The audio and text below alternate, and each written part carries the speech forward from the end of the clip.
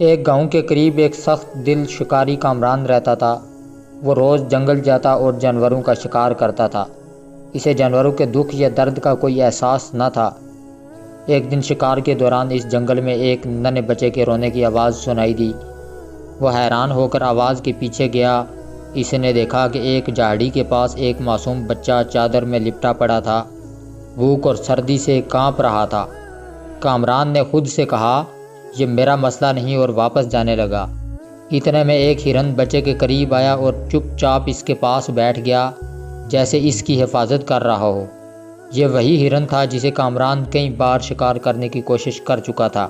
یہ منظر دیکھ کر کامران کا دل پگھل گیا اور اس نے سوچا کہ اگر ایک جانور بھی انسانیت دکھا سکتا ہے تو کیا میں نہیں؟ اس نے بچے کو اٹھایا، پانی پلایا اور گاؤں لے گیا۔ ایک بے اولاد عورت نے بچے کو گود لے لیا۔ اس دن کے بعد کامران نے شکار چھوڑ دیا اور جانوروں کی مدد کرنے لگا۔ وہ جنگل کا رکھوالا بن گیا۔ سبق: رحم دل بننا کمزوری نہیں بلکہ انسانیت کی سب سے بڑی طاقت ہے۔